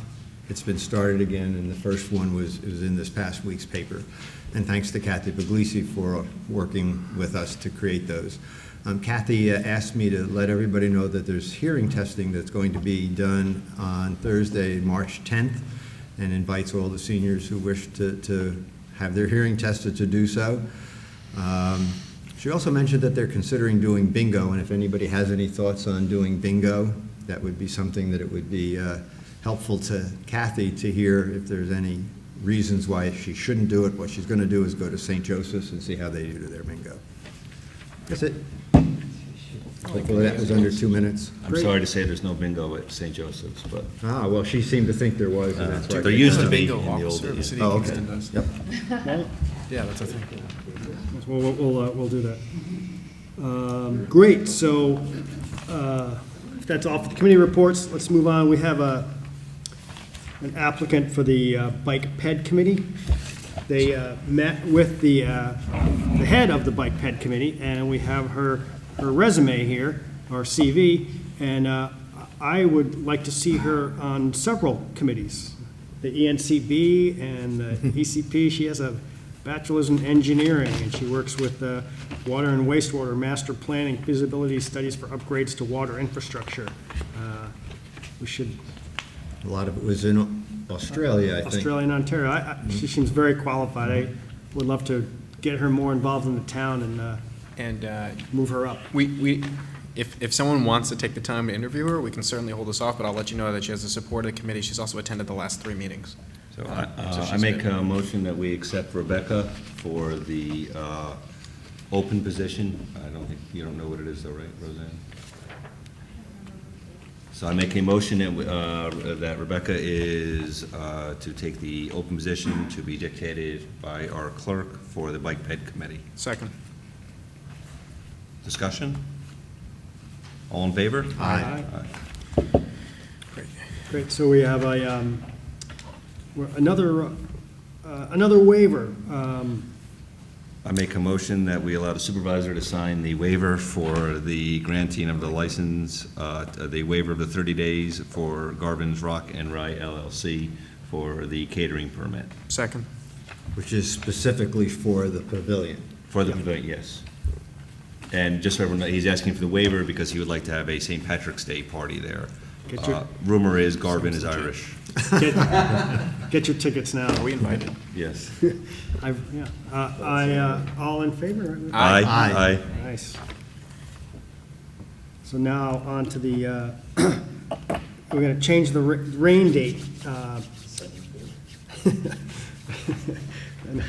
The rain date, so we have a rain date, the fireworks company and the fairgrounds. The available date is the 8th of July. If it rains on July 1st, we would have it the following week. And this is a rain date for a celebration that recognizes July 4th as the Independence Day, Terrence. Although it is not held on July 4th, it is a recognition of the celebration of July 4th. You're welcome. I don't know if this requires action, but just to move this along, so I'd like to make the motion that we make that change. Seconded. All in favor? Aye. Aye.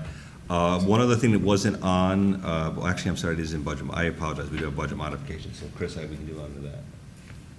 Yeah, no, I just want to make sure it is on there. We can. So discussion on Robert's Rules of Order. I circulated around additional rules. There's a lot of ways that the board can take it. We can even develop our own rules, but it would be my recommendation for now that we just simply adopt Robert's Rules of Order for the board. I received that. It's hundreds of pages to read, and they also were kind enough to send us a bunch of other examples of what other communities are doing, and I've gotten only partway through it. I don't want to hold up the process if there's a strong feeling we need to take action tonight, but it would be helpful to have a little more time. I think it's important that we have some guidelines for how we run our board meetings. I will note that as far back as I can find the minutes that are located on our town website, the New Paltz Town Board approved it in 2012, 2013, 14, and 15. It was an oversight that it was not done in 2016. It's a pretty standard thing that's done by almost all governing boards. I think if this board would like to review Robert's Rules of Order further and make additional guidelines for it, I think that's appropriate. But right now we have nothing in place to govern our meetings. So at this point, I'm just trying to make sure that we do something that had been an oversight previously. I think that's the reason I have not followed them exactly all the time Exactly. during these meetings, because we never officially adopted it. So when I forget to say discussion second, that's my excuse. I mean, again, and actually, when I was first on the board, the first year, maybe even the second year, there actually even used to be a couple small posters up on the wall that gave a shortened versions of Robert's rules, and then they disappeared. I don't know why, if someone got angry or something, but they used to be posted on the wall even for at least 2 years, and they disappeared. So as long as everyone is fine, again, just as everyone, as you read through them, there is a lot of pitfalls, as Neil had pointed out too, in Robert's rules, but I have no objection to making that part of our procedure. So I'm going to make the motion that we adopt Robert Rules of Order. Second, Julie, second. Any additional discussion? All those in favor? Aye. Aye. So we have some budget modifications, warrants, and prepays from Jean. She's not here. The first one is, I can read this, it's to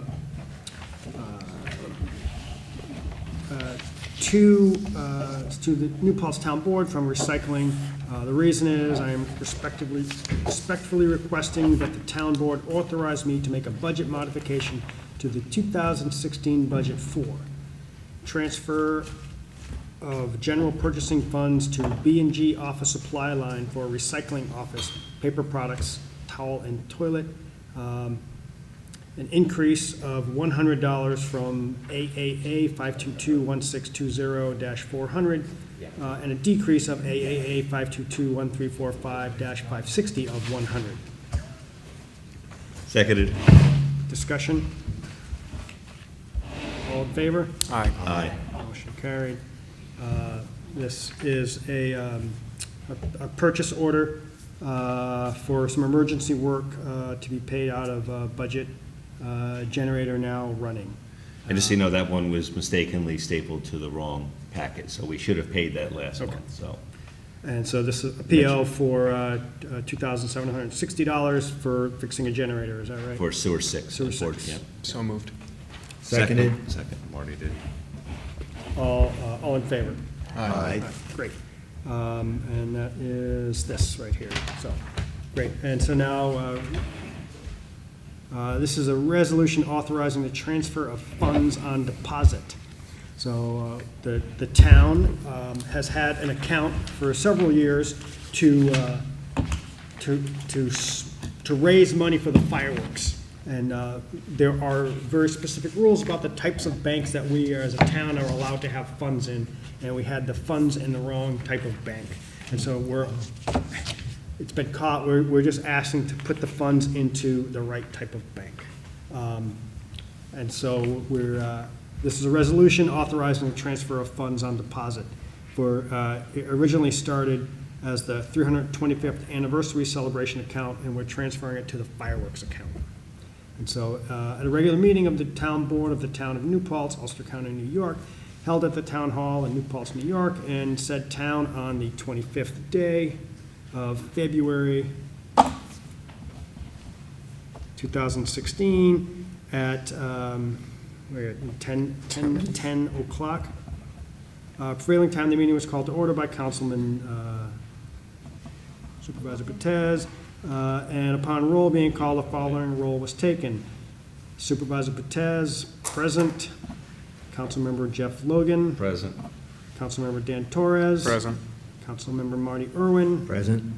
Councilmember Julie Seifert Lillis. Present. Did I get it right? Yeah. The following resolution was offered by Councilmember Patez, who moved its adoption, sponsored by Councilmember, anyone? Me. Logan. Whereas there is currently maintained by the town of New Paltz at Ulster Savings Bank an account in the name of town of New Paltz entitled 325th Anniversary Celebration, having a balance as of January 1st, 2015 of $7,071.90. And whereas consistent with the examination into the manner in which such funds have been acquired by the town it has been determined that such account should properly be segregated as a fireworks account in the name of the town, and the funds be deposited to be used by the town for such purposes, and whereas the town presently maintains an M&T Bank and escrow account entitled Town of New Paltz Master Escrow, designed for purposes of segregating monies to separate escrows dedicated to particular town functions or purpose. Now, therefore, be it resolved that the supervisor of the Town of New Paltz is hereby authorized and directed to close the aforesaid 325th anniversary celebration at Ulster Savings Bank, and to transfer all funds on deposit in such account, including any accumulated interest thereon since January 31st, 2016, to the aforesaid Town of New Paltz Master Escrow maintained by the town at M&T Bank. Subtitled there, fireworks, and be used by the town for such purposes, and it is further resolved that the supervisor and other such town officers as may be required is hereby authorized and directed to sign on behalf of the town such documents as are necessary to give full force and effect to the purpose of and intents of this resolution. Question of this adoption of the foregoing order was duly put to a vote on roll call, which resulted as follows. Supervisor Betez, aye. Councilmember Jeffrey Logan. Aye. Councilmember Dan Torres. Aye. Councilmember Marty Irwin. Aye. Councilmember Julie Seyfried Lillis. Lilly. The order was therefore declared duly adopted. All right, Betez. All right, we have one more, this was just handed to us, right, Laura? From recycling. Town Board respectfully requesting that the town board authorize me to make a budget modification to the 2016 budget for unanticipated funds from sale of surplus equipment to be used for purchase of broom sweeper attachment for JCB skid steer. I have reviewed the specific budget line adjustments with the bookkeeping department as follows. An increase in line item A8189.20, $5,250, and a decrease in general revenue unanticipated funds of $5,250. So moved. Seconded. And Laura, now that you're here, is that on bid? The surplus equipment, yes, the board authorized it to go out to bid at the beginning of January. And you got the bids? And we got the bids, and we got the funds for it, and we discussed it last week. Gene said we can ask for a budget modification until the funds are received. Both checks were received certified on Tuesday, so both pieces of equipment are gone. They're going already? Well, thank you very much. I'm glad everything's done. And you're happy too, because you're not looking at them anymore. Congratulations. Good. Congratulations. Thank you. All right, I call the vote. Right, do I have a motion? I think you did, didn't we? All right, second? Second. Discussion? I think we did. All in It's all favor? done. We're all good. Yeah, just ayes is all you need. Aye. Yeah. So Aye. carried. That is it. Motion to, Dismiss the meeting? yes. Adjourn the meeting? Second. All in Favor? discussion? Aye.